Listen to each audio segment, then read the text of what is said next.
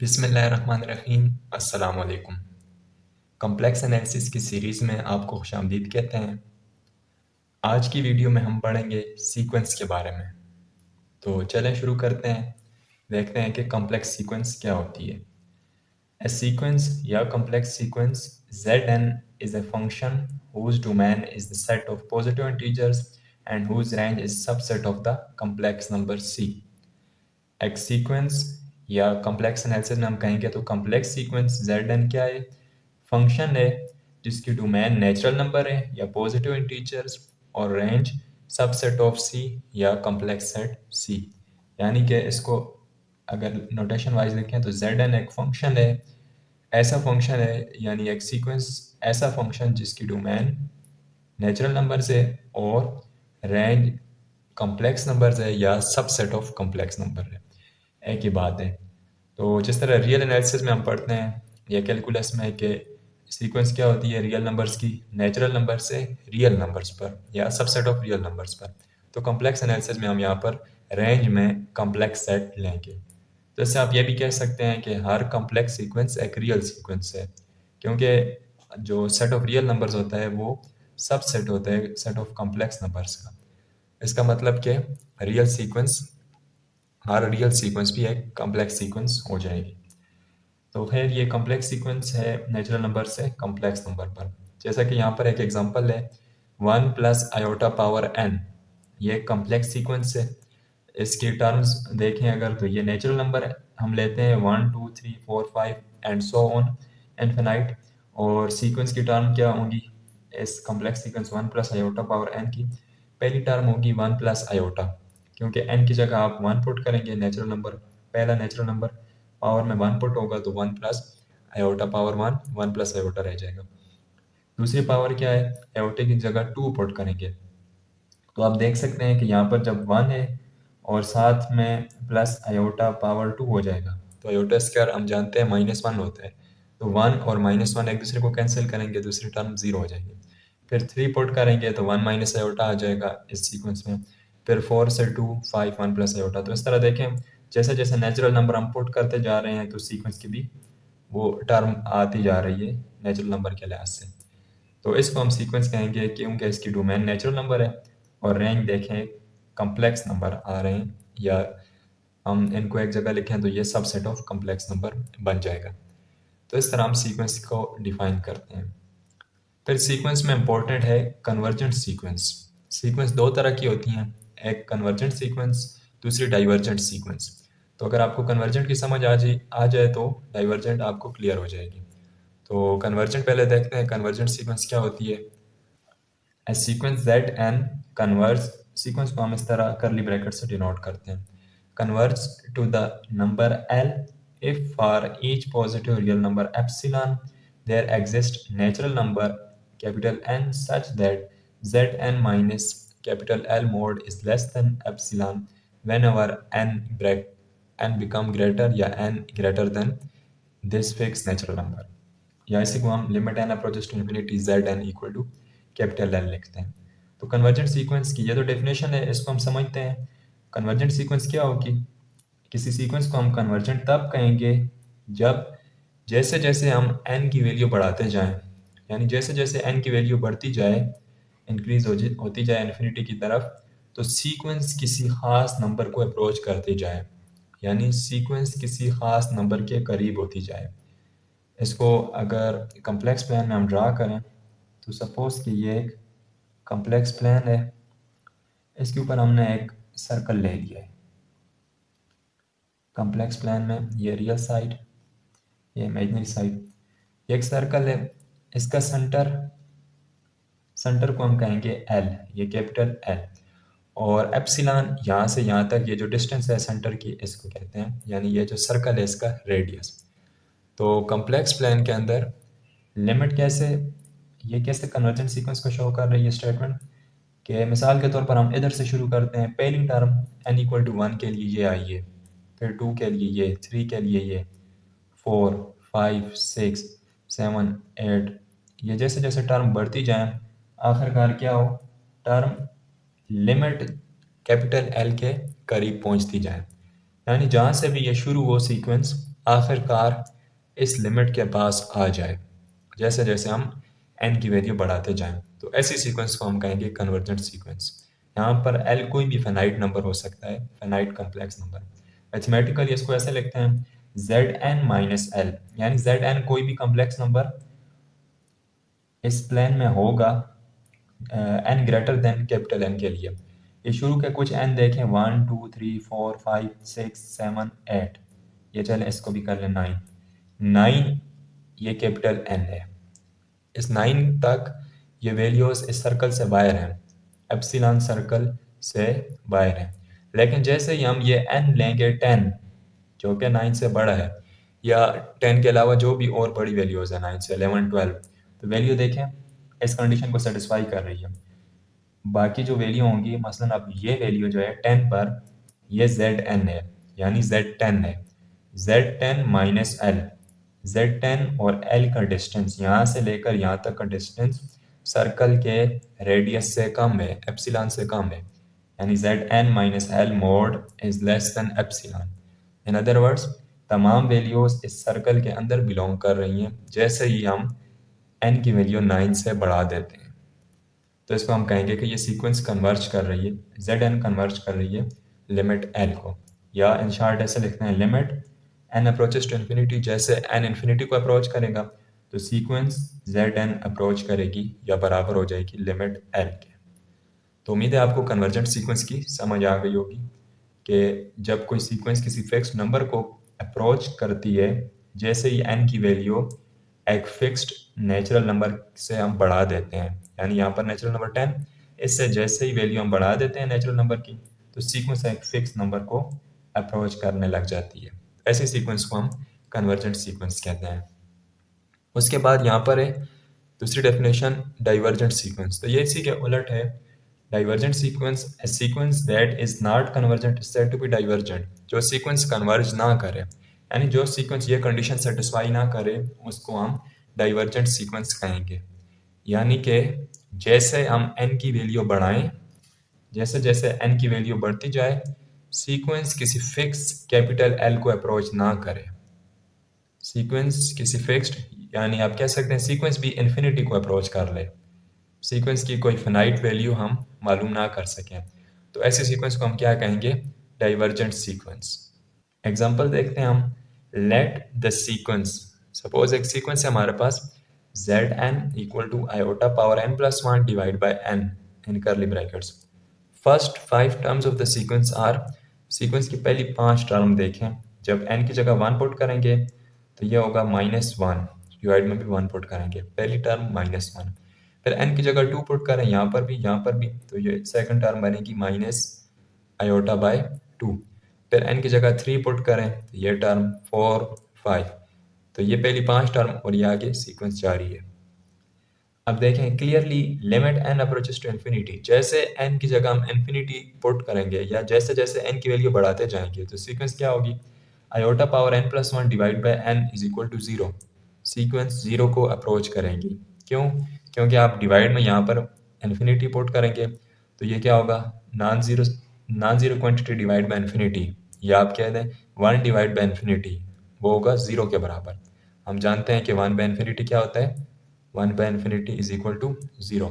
तो इस वजह से जैसे n की वैल्यू इन्फिनिटी को अप्रोच करेगी, सीक्वेंस 0 को अप्रोच करेगी। और 0 को अप्रोच इस डेफिनेशन से देखें, limit n approaches to infinity Zn equal to L, यहाँ पर एक फिक्स नंबर L को अप्रोच कर रही है सीक्वेंस, तो यहाँ पर इसका मतलब L क्या है, 0।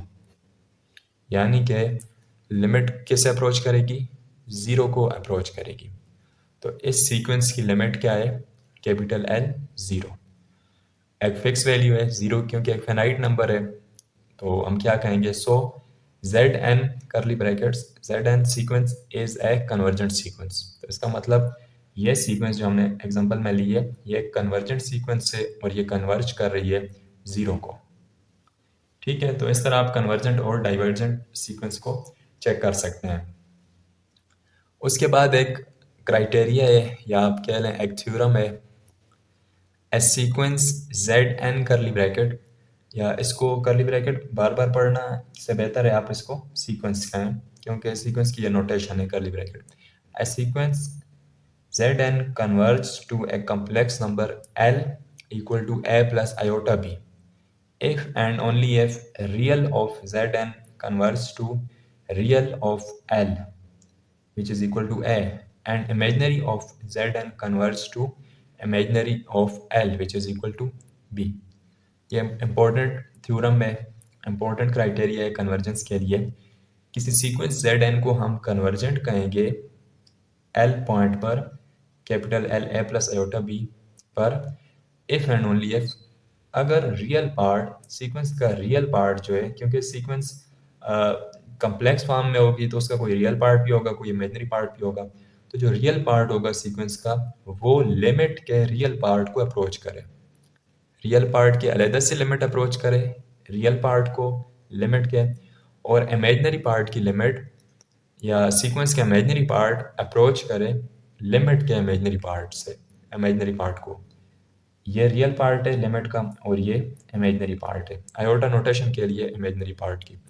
तो real part, real of L equal to a, sequence का रियल पार्ट लिमिट के रियल पार्ट को अप्रोच करें और सीक्वेंस का इमेजिनरी पार्ट लिमिट के इमेजिनरी पार्ट को, यानी बी को।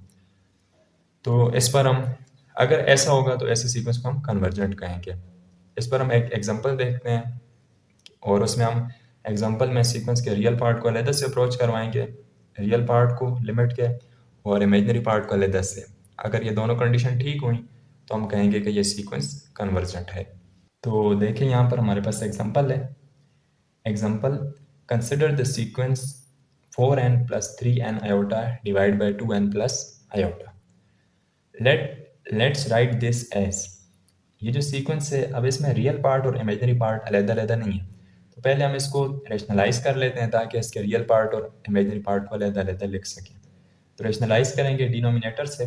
रेशनलाइजेशन आपको पता होगी कि डिवाइड वाली जो टर्म है इसको मल्टीप्लाई में भी लिखेंगे, डिवाइड में भी, लेकिन इसके इमेजिनरी पार्ट की साइन चेंज करेंगे। यहाँ पर प्लस है, यहाँ पर ऊपर भी माइनस और नीचे भी माइनस।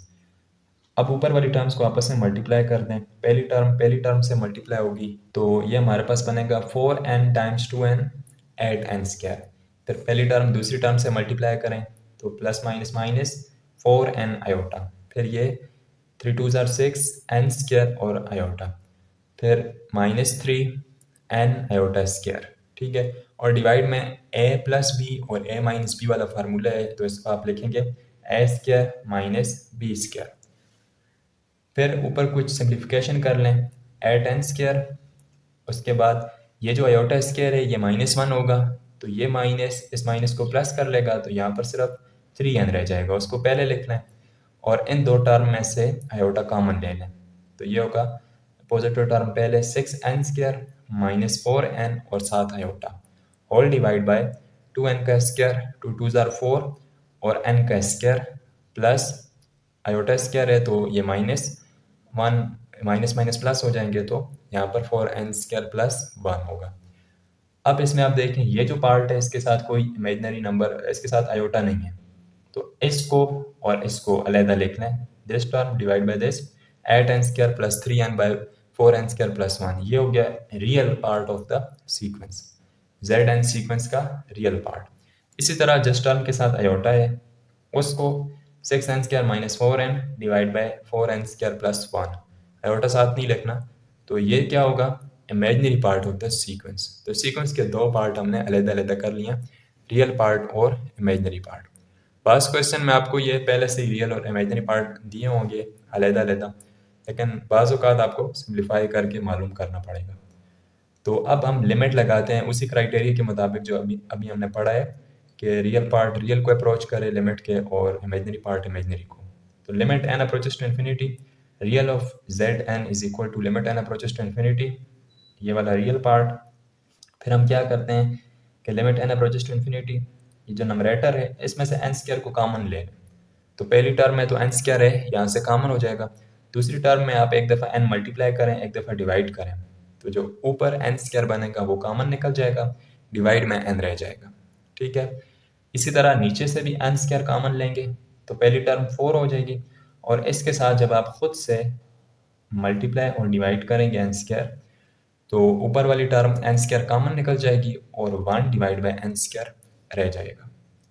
अब यहाँ आप इन दोनों की कटिंग कर दें, इसकी और इसकी, एन स्क्वायर एन स्क्वायर।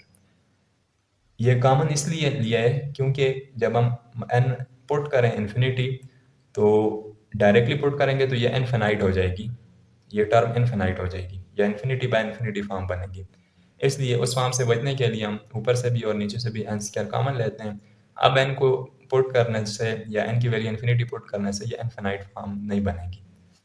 तो पुट करते हैं, यहाँ है limit n approaches to infinity eight plus 3/n/4 plus 1/n²। जब इन्फिनिटी पुट करेंगे एन की जगह इधर भी और इधर भी, तो ये होगा 8 प्लस 3/∞, 4 प्लस 1/∞। इन्फिनिटी का स्क्वायर लिखने की ज़रूरत नहीं है, वो इन्फिनिटी होती है। तो 3/∞ 0 हो जाएगा, 3/∞ या 1/∞, वही इससे पहले भी हम लिख चुके हैं। 1/∞ क्या होता है? 0। तो आप 3/∞ लिखें या कोई भी नंबर लिखें और नीचे 0, नीचे इन्फिनिटी हो तो वो 0 के बराबर होगा।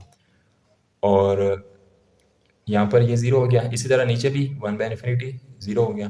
तो रह गया सिर्फ 8/4, जिनकी आप कटिंग कर सकते हैं। 4 1 4, 4 2 8, यानी कि limit n approaches to infinity real of zn is equal to 2। Real limit का रियल पार्ट 2 के अप्रोच कर रहा है। इसी तरह now limit n approaches to infinity imaginary of zn is equal to limit n approaches to infinity, imaginary part जो है limit का इमेजिनरी पार्ट, ये वाला सारा लिख लिया। अब इसमें भी आपने ऊपर से और नीचे से एन स्क्वायर कॉमन ले लेना है और एन स्क्वायर की कटिंग हो जाएगी। पीछे रह जाएगा 6 माइनस 4/n और 4 प्लस 1/n²। फिर आप इन्फिनिटी पुट कर देंगे यानी लिमिटिंग वैल्यू, तो ये 6 minus 4/∞ whole divide by 4 plus 1/∞। Again 4/∞ और 1/∞ दोनों की जगह 0 होगा। 1/∞ 0 होता है, तो ये 6 माइनस 0 4 प्लस 0, यानी कि limit n approaches to infinity imaginary part of zn approaches to 3/2। अब रियल पार्ट 2 का अप्रोच कर रहा है, इमेजिनरी पार्ट 3/2 का अप्रोच कर रहा है। तो पिछले क्राइटेरिया के मुताबिक जो हमने क्राइटेरिया पढ़ा था फॉर कन्वर्जेंस, कि लिमिट क्या होगी, रियल पार्ट और इमेजिनरी पार्ट को एक जगह लिख लेंगे। यहाँ पर थ्योरम के फॉर्म में इसलिए उन्होंने लिमिट इस तरह लिखी हुई है यहाँ पर, क्योंकि हमने लिमिट मालूम करनी थी, सीक्वेंस कन्वर्जेंट है उसकी लिमिट मालूम करनी थी। तो रियल पार्ट भी हमने मालूम कर लिया है और इमेजिनरी पार्ट भी, तो उनको आप एक जगह लिख लेंगे। तो वो क्या होगा, so the sequence converge to L equal to a plus iota b, उसी क्राइटेरिया के मुताबिक। और ए यहाँ पर क्या है, ए हमने लिखना है रियल पार्ट, ये वैल्यू है ए की। रियल पार्ट जिस वैल्यू का अप्रोच कर रहा है वो है ए, और इमेजिनरी पार्ट जिस वैल्यू का अप्रोच कर रहा है वो है बी, यानी कि 3/2 बराबर है बी के। So the sequence converge to L equal to a plus iota b which is equal to 2 plus iota 3/2 या 2 प्लस 3/2 आयोटा आप लिख सकते हैं। और देखें ये एक फाइनाइट नंबर है, तो इसका मतलब क्या हुआ कि ये जो सीक्वेंस है क्वेश्चन में, ये सीक्वेंस क्या है, कन्वर्जेंट सीक्वेंस, और ये कन्वर्ज कर रही है 2 प्लस आयोटा 3/2 को। तो इस तरह कोई भी सीक्वेंस हो, आप उसके रियल और इमेजिनरी पार्ट की लिमिट को, लिमिटिंग वैल्यू जो आएगी उसको एक साथ लिखकर सीक्वेंस की लिमिट मालूम कर सकते हैं। उम्मीद है ये एग्जांपल आपको समझ आई होगी। तो सीक्वेंस और सीक्वेंस की कन्वर्जेंस पर बात करने के बाद अब हमारे पास एक और इम्पोर्टेंट टॉपिक है, सीरीज़। तो सीरीज़ का ताल्लुक सीक्वेंस से बहुत ज़्यादा है, तो इसके लिए ज़रूरी आप उसको पहले क्लियर करें, आपको सीक्वेंस समझ आ जानी चाहिए, तभी आप सीरीज़ के बारे में समझ सकते हैं। तो चलें देखते हैं सीरीज़ क्या है। An infinite sum of complex numbers summation k1 to infinity zk is equal to z1 plus z2 plus z3 so on plus zn and so on is called a series where zn denotes a sequence of complex numbers। Series क्या है, series sequence की terms को सम करने से बनती है। Series क्या होती है, आपके पास एक सीक्वेंस है zn, अगर उसकी तमाम टर्म्स को, इनफिनाइट टर्म्स को सम कर लें, ऐड कर लें, तो हमारे पास रिजल्टेंट क्या बनेगा, रिजल्टेंट वैल्यू को हम क्या कहेंगे, सीरीज। अब जिस तरह एक सीक्वेंस कन्वर्जेंट और डाइवर्जेंट हो सकती है, उसी तरह सीरीज भी कन्वर्जेंट और डाइवर्जेंट हो सकती है। फिर सीरीज में कई किस्म की सीरीज हैं, तो पहले हम कन्वर्जेंट की बात करते हैं, सीरीज की कन्वर्जेंस की बात करते हैं। तो हमारे पास एक convergent series, an infinite series or series of complex numbers. Series, सिर्फ सीरीज भी आप कह सकते हैं और इनफिनाइट भी, क्योंकि सीरीज इनफिनाइट ही होती है, इसमें इनफिनाइट नंबर ऑफ टर्म्स होती हैं। ऑफ कॉम्प्लेक्स नंबर स्मेशन के, इसको स्मेशन पढ़ेंगे, स्मेशन के 1 टू इन्फिनिटी जेड के इज इक्वल टू, ये इनफिनाइट नंबर ऑफ टर्म्स, इनका सम इससे डिनोट हो रहा है, स्मेशन से। स्मेशन का मतलब है कि इन तमाम टर्म्स का सम इज कॉल्ड कन्वर्जेंट। इस सीरीज को हम कहेंगे कि ये सीरीज क्या है, कन्वर्जेंट है, if the sequence of partial sums s n, where s n, sequence of partial sum Sn equal to Z1 plus Z2 plus Z3 and so on Zn converge।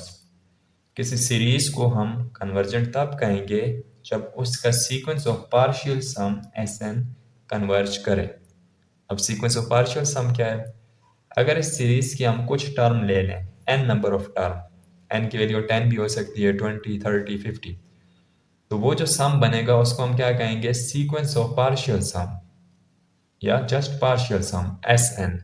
यहाँ पर एस एन की जगह 10 लिख लें, 20 लिख लें, तो उतनी टर्म्स को ऐड कर लें, तो जो नंबर आएगा उसको हम कहेंगे कि वो क्या है, पार्शियल सम।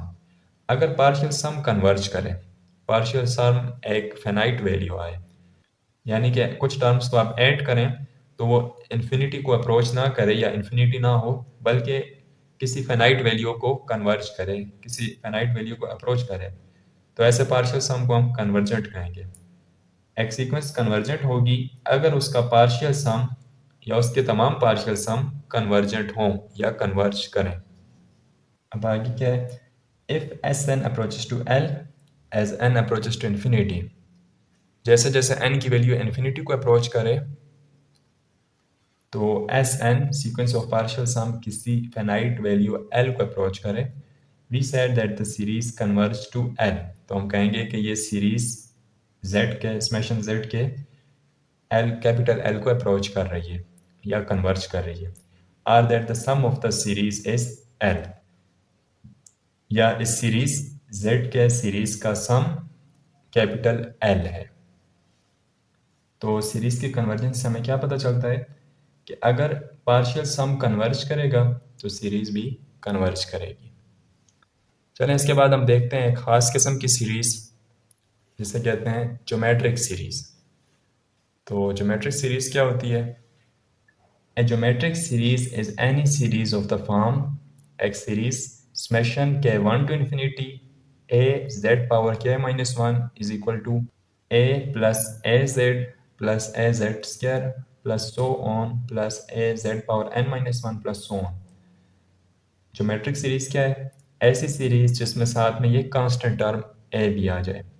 बाकी सीरीज उसी तरह ये z पावर k माइनस 1 और साथ में क्या है, एक कांस्टेंट। पहली टर्म सीरीज की कांस्टेंट होगी, ए कोई कम्प्लेक्स कांस्टेंट हो सकता है, और साथ दूसरी टर्म में ए जेड स्क्वायर ए इसी तरह है और जेड की पावर बढ़ती जा रही है। ऐसी सीरीज को हम कहते हैं geometric series. The nth term of the sequence of partial sum is, तो अगर मैं इसकी एक एग्जांपल लिखूं ज्योमेट्रिक सीरीज की, तो ऐसे बनाते हैं आप, यहाँ ए को मैं सपोज करता हूँ 2a, सीक्वेंस की पहली टर्म 2 आ गई, फिर दूसरी टर्म ए की जगह 2 और z में ले लेता हूँ आयोटा, z की वैल्यू आयोटा, तो 2 प्लस 2 आयोटा प्लस 2 और z का स्क्वायर यानी आयोटा का स्क्वायर, फिर प्लस सो ऑन प्लस ए की जगह 2 और आयोटा पावर n माइनस 1। तो इस तरह आप कोई भी वैल्यू, कोई भी सीरीज ज्योमेट्रिक सीरीज बना सकते हैं ए की वैल्यू और z की वैल्यू से। अब क्या है, the nth term of the sequence of partial sum is, sequence of partial sum s n बराबर होगा a plus a z plus a z square plus so on plus a z power n minus 1। वही बात तो यहाँ पर हमने sequence of partial सम की है कि पहली n टर्म का सम, पहली n टर्म ये हैं, इनका सम क्या है, nth partial sum denoted by Sn। तो ये सीरीज है, ये उसका nth पार्शियल सम है या nth term of the sequence of partial sum. अब कन्वर्जेंस की बात करते हैं कि ये ज्योमेट्रिक सीरीज कब कन्वर्ज करेगी, कब डाइवर्ज करेगी। तो a geometric series converges if and only if the absolute value of its common ratio is less than 1।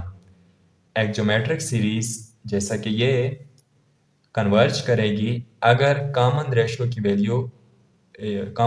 Value का मोड 1 से लेस हो। कॉमन रेशियो कहते हैं यहाँ पर z को कॉमन रेशियो क्यों कहते हैं, क्योंकि अगर आप अगली और पिछली कोई भी दो साथ वाली टर्म ले लें, जैसे मैं ये दो टर्म लेता हूँ, तो अगली टर्म को az² को डिवाइड करें पिछली टर्म के साथ az के साथ, तो हमेशा वैल्यू सेम आएगी। z एक z से कैंसिल होगा तो z। इसी तरह इसको और इसको this thing divide by this करेंगे तो a कैंसिल होगा, z आएगा। कोई भी कंसेक्टिव टर्म ज्योमेट्रिक सीरीज के आप लेंगे और उनको डिवाइड करेंगे, अगली टर्म में से पिछली टर्म, अगली टर्म को नंबरेटर लिखें और पिछली को डिनोमिनेटर, तो हमेशा जवाब सेम आएगा। ऐसी सीरीज को हम ज्योमेट्रिक सीरीज कहते हैं। तो जो सेम जवाब होता है उसको हम क्या कहते हैं, कॉमन रेशो, जो कि यहाँ पर z है। इस सीरीज में कॉमन रेशो z है। तो ज्योमेट्रिक सीरीज कन्वर्ज करेगी अगर z का मोड लेस देन 1 होगा। मोड को ओपन करेंगे तो ये होगा -1 is less than z which is less than 1। जब भी z की वैल्यू -1 और 1 के बीच में आएगी तो हम कहेंगे कि ज्योमेट्रिक सीरीज क्या है, कन्वर्जेंट है। यहाँ पर इस चीज़ का ख्याल रखना है कि -1 और 1 भी नहीं हो सकता, यानी कॉमन रेशो 1 या -1 नहीं होगी, इनके बीच में ये दोनों शामिल नहीं है। -1 और 1 के बीच में कोई भी नंबर, जैसे कि 0 है, 0.5 है, 1/2, 1/3, -1/2, ऐसी वैल्यू पर, z की ऐसी वैल्यू पर ये वाली सीरीज कन्वर्जेंट होगी। और डाइवर्जेंट कब होगी, तो इसी के उलट, if z mod is greater than equal to 1, इस वैल्यू के इन वैल्यू के अलावा -1 और 1 ओपन इंटरवल से बाहर तमाम वैल्यूज के लिए geometric series summation az power क्या है -1 क्या होगी, डाइवर्जेंट। सीरीज डाइवर्ज करेगी z mod greater than equal to 1 के लिए। और if a geometric series converge, अगर कोई ज्योमेट्रिक सीरीज कन्वर्ज कर रही है, it's sum s is given by, तो उस सीरीज का सम, टोटल सीरीज का सम क्या होगा, s equal to a divide by 1 minus z। And that simple formula है कि जब भी कोई ज्योमेट्रिक सीरीज कन्वर्ज करेगी, यानी उसका कॉमन रेशो, सीरीज की कॉमन रेशो वैल्यू -1 से 1 के बीच में आएगी, तो तब आप उस सीरीज का मुकम्मल सम, इनफिनाइट नंबर ऑफ टर्म्स का सम, जल्दी से आप कैसे मालूम कर सकते हैं, a divide by 1 minus z। a की वैल्यू यानी सीरीज की पहली टर्म यहाँ पुट कर दें और डिवाइड में z की जगह कॉमन रेशो पुट कर दें, इसको सिंप्लीफाई कर लें तो आपके पास सीरीज का सम आ जाएगा। तो ये थी ज्योमेट्रिक सीरीज। अब इस पर हम एक एग्जांपल भी कर लेते हैं ताकि ये और क्लियर हो जाए।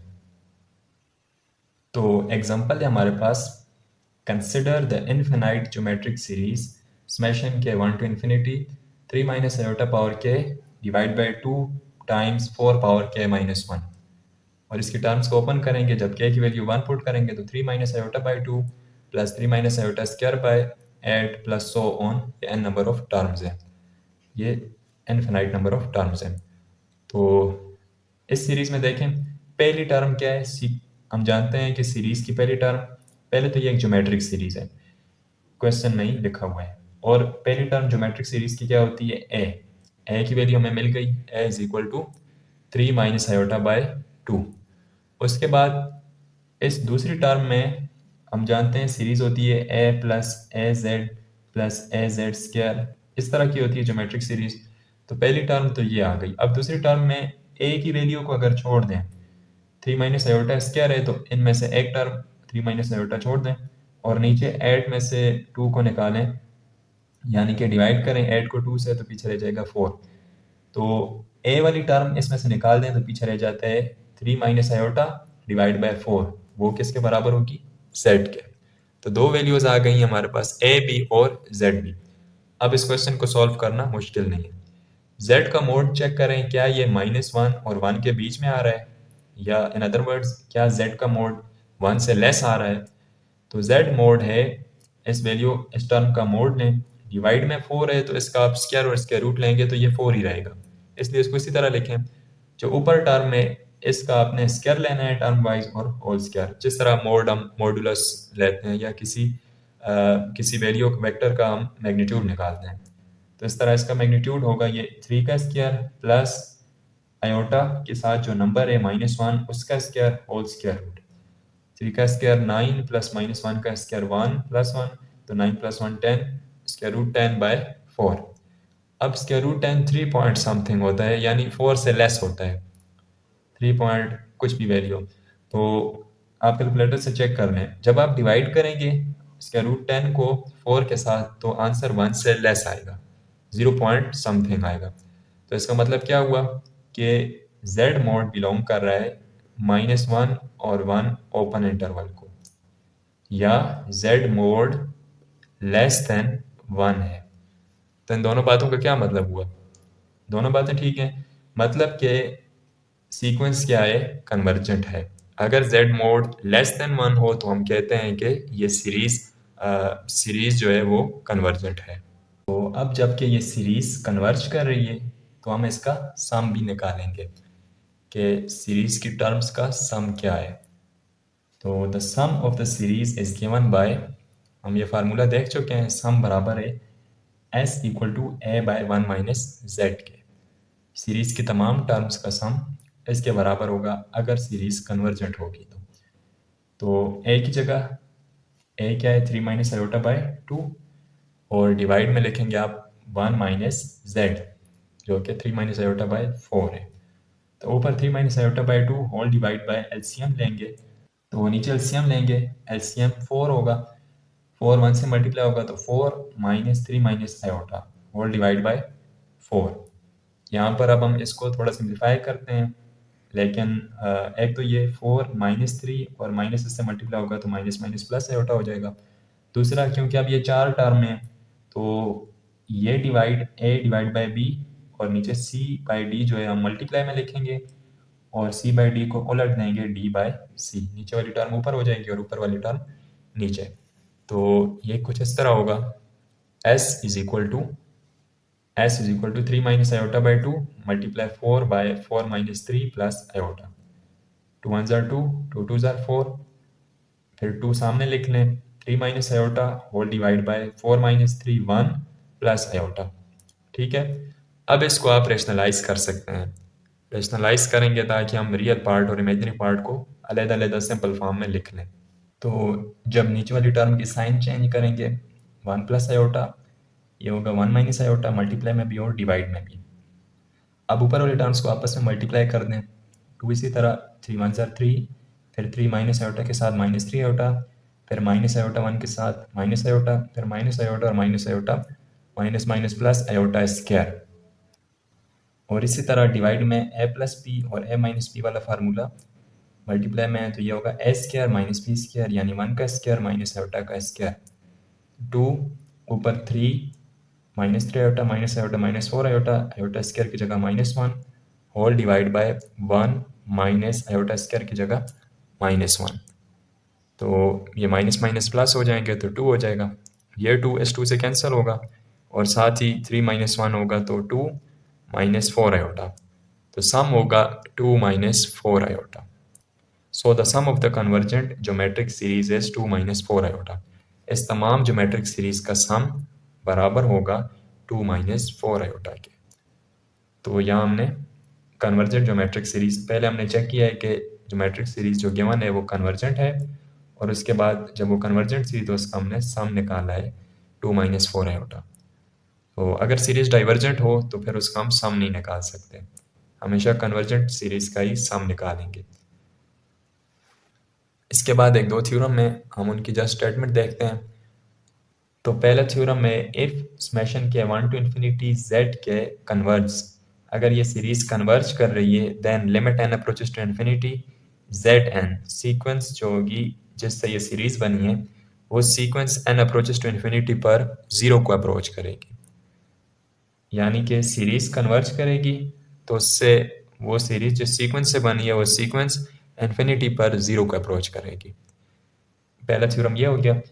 और दूसरा थ्योरम है इफ़ लिमिट, यानी इसी के आप उलट होगा, if limit n approaches to infinity z n not equal to zero, अगर ये लिमिट ज़ीरो को अप्रोच ना करे, ज़ीरो के अलावा कोई और नंबर हो, इन्फिनिटी हो या कोई भी और नंबर हो, कांस्टेंट 1 2 3 या आयोटा की फॉर्म में, देन समेशन के 1 टू इन्फिनिटी जेड का डाइवर्स, तो तब ये सीक्वेंस सीरीज जो है, इस सीक्वेंस से बनने वाली सीरीज डाइवर्ज करेगी। थोड़ा सा फर्क है इन दोनों थ्योरम में। यहाँ पर पहले सीरीज की बात हो रही है, सीरीज कन्वर्ज करेगी तो सीक्वेंस की limit n approaches to infinity zero को सीक्वेंस अप्रोच करेगी। लेकिन यहाँ पर है कि अगर सीक्वेंस जीरो को अप्रोच नहीं करेगी तो फिर सीरीज ये वाली डाइवर्ज होगी। तो ये दो इंपॉर्टेंट थ्योरम थे सीरीज की कन्वर्जेंस और डाइवर्जेंस के बारे में। तो नेक्स्ट है हमारे पास कन्वर्जेंस के हवाले से दो और important definitions, absolute and conditional convergence. तो एन इनफिनाइट सीरीज समेशन के 1 to infinity z k is said to be absolutely convergent. एक सीरीज को हम एब्सोल्युटली कन्वर्जेंट कहेंगे इफ समेशन के 1 टू इन्फिनिटी z के mod converge. Series absolutely convergent तब होगी कि उसका मोड, सीरीज का मोड कन्वर्ज करें, यानी हर टर्म का मोड लें और फिर उनको सम करें तो वो वैल्यू कन्वर्ज करनी चाहिए। ऐसी कन्वर्जेंस को हम कहेंगे absolute convergence. An infinite series summation के 1 to infinity z k is said to be conditionally convergent। बहुत ही एब्सोल्यूट कन्वर्जेंस। अब एक कंडीशनल कन्वर्जेंस। तो कंडीशनल कन्वर्जेंस कहेंगे, एक सीरीज को हम कहेंगे कि ये कंडीशनली कन्वर्जेंट है if it converge but summation के 1 टू इन्फिनिटी z के मोड डाइवर्ज। कंडीशनल कन्वर्जेंस में क्या है कि सीरीज तो कन्वर्ज कर रही है लेकिन उसका मोड जो है, उसकी एब्सोल्यूट फॉर्म या absolute of the series diverse, वो डाइवर्ज कर रही है। तो एब्सोल्यूट कन्वर्जेंस क्या है कि एक सीरीज को हम कहेंगे कि वो एब्सोल्युटली कन्वर्जेंट है अगर उसका mode term wise mode converge करे। इसी तरह एक सीरीज कंडीशनली कन्वर्जेंट कब होगी, जब सीरीज तो कन्वर्ज करे लेकिन उसकी टर्म वाइज मोड, यानी कि समेशन के 1 टू इन्फिनिटी z के मोड वो कन्वर्ज ना करे, वो डाइवर्ज करे। नोट देखते हैं in calculus a real series of the form summation के 1 to infinity 1 by k power p is called a p series. Calculus में ऐसी सीरीज को हम p सीरीज कहते हैं जिसकी टर्म्स रियल होती हैं, क्योंकि यहाँ पर सिर्फ रियल नंबर्स की बात हो रही है। तो ऐसी सीरीज को हम क्या कहते हैं, p series and it converge, और ये सीरीज कन्वर्ज करती है फॉर p ग्रेटर देन 1। अगर p की वैल्यू, यहाँ पर ये जो k की पावर p है, ये कोई भी फिक्स नंबर होगा, अगर ये नंबर 1 से ग्रेटर हो तो ये सीरीज क्या करेगी, कन्वर्ज। और अगर ये p की वैल्यू 1 हो या 1 से लेस हो, नेगेटिव हो, 0 हो, इस सूरत में ये सीरीज डाइवर्ज करेगी। तो इस सीरीज को आपने याद रखना है, इस सीरीज का नाम है p सीरीज। अब देखिए हमारे पास एक एग्जांपल है p सीरीज की, लेकिन ये p सीरीज जो है वो कॉम्प्लेक्स सीरीज है क्योंकि इसकी टर्म्स में आयोटा आ रहा है complex number. The series summation के 1 to infinity iota power k by k square is absolutely convergent। ये सीरीज एब्सोल्युटली कन्वर्जेंट है। सिंस द सीरीज समेशन के 1 टू इन्फिनिटी, इस सीरीज का जब हम मोड लेंगे टर्म का iota square by iota power k by k square का मोड लेंगे तो ये क्या है, is the same as the real convergent p series summation के 1 to infinity 1 by k square. तो मोड लेने से वो सीरीज और ये सीरीज दोनों बराबर हो जाएंगी। ये p सीरीज और ये सीरीज मैं ऊपर लिख लेता हूँ, समेशन के 1 to infinity iota power k by k square, ये और ये सीरीज बराबर हो जाएगी क्योंकि आप k की जगह पुट करेंगे पहले 1 तो ये आयोटा आएगा, और जब k की जगह 2 पुट करेंगे तो ये क्या होगा, आयोटा स्क्वायर जो कि -1 होगा। इसी तरह k3 पुट करेंगे तो वो बन जाएगा माइनस आयोटा, k4 पुट करेंगे तो वो होगा 1।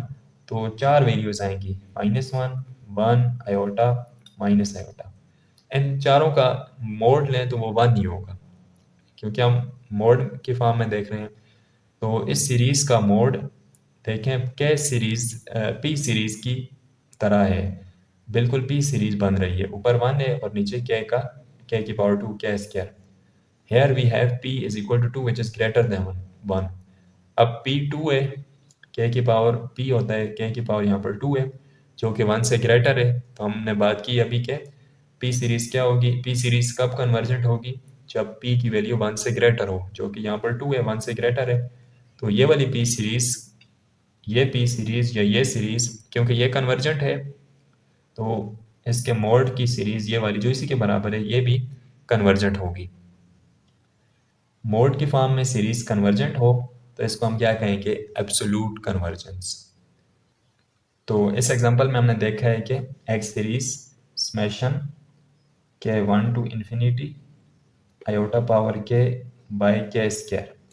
तो इस एग्जांपल में हमने देखा है कि ये वाली सीरीज़ जो है ये एब्सोल्युटली कन्वर्जेंट है, क्योंकि इसका मोड, इसकी मोड सीरीज़ जो कि पी सीरीज़ के बराबर है, पी की वैल्यू ग्रेटर देन 1 है, ये कन्वर्जेंट है, तो ये भी कन्वर्जेंट यानी मोड कन्वर्जेंट है। इस सीरीज़ का मोड कन्वर्जेंट है तो हम कहेंगे कि ये सीरीज़ एब्सोल्युटली कन्वर्जेंट है। तो ये हमने एक एब्सोल्यूट कन्वर्जेंस की एग्जांपल देखी है। तो आज का लेक्चर यहीं पर एंड करते हैं। उम्मीद है आज का लेक्चर आपको समझ आया होगा। अगर आपको ये वीडियो अच्छी लगे तो वीडियो को लाइक करें, चैनल को सब्सक्राइब करें, ताकि इस सीरीज़ के आने वाली और वीडियोस भी आप तक पहुंचती रहें।